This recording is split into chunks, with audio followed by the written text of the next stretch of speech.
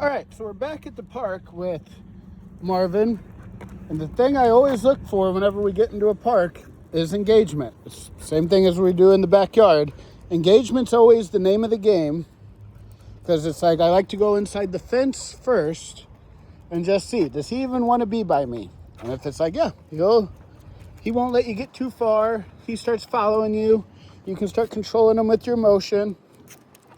Well, that would be good evidence that we can start going to the other side of the fence.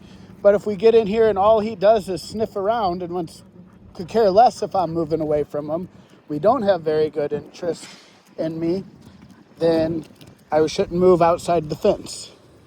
So I just this is how I always test a dog, is move around, see if they want to be by me, pay food when they do, and then we'd start moving on the other side of the fence. So, yep, the engagement's looking pretty good. So now our job would be either do something with the engagement or keep it moving and go somewhere else. So this is where the drills would start to come in. See if he wants to start doing the drills. So he hops up there, he lays down, we heel, we turn, you hop up here, you lay down. What a good buddy. So now you start doing something with the engagement.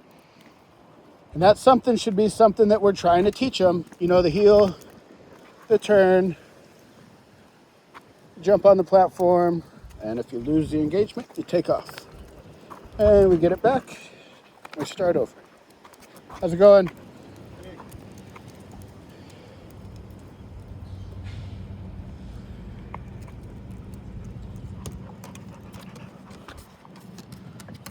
Oh, what a smart buddy. Good job, pal. So once you get that evidence, then it would be, all right, let's go on the other side of the fence. Because we did get some good recall opportunities yesterday that I wasn't able to get on camera, but it's exactly where we'd want it to be. He took off to the squirrel, I pressed the vibrate, he spun, came right back to me. So I know we do got a recall in here somewhere where we're not starting from scratch. And that's the main thing I always want. That's the thing I work the hardest on. Most people don't keep up with the training. You know, just like Kyle, you can tell he hasn't done much with Marvin since the past 8 months. Most people are like that.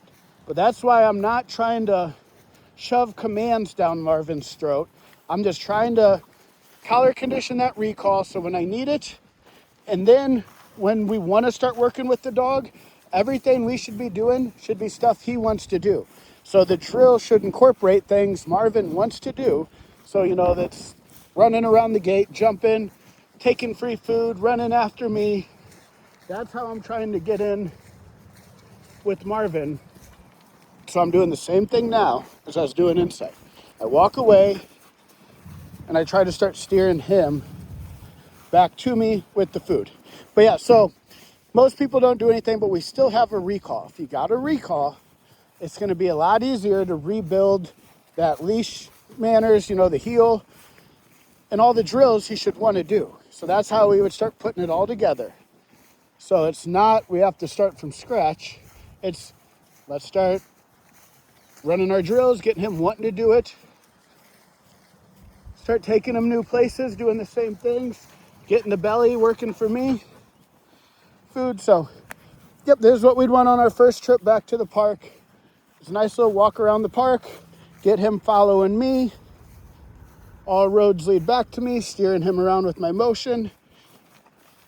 And get him to want to be by me. This is going to make it a lot easier to start rebuilding that heel and getting him back to Home Depot and places like that. So right on track where we'd want him to be on day 2. So first trip back to the park is looking good.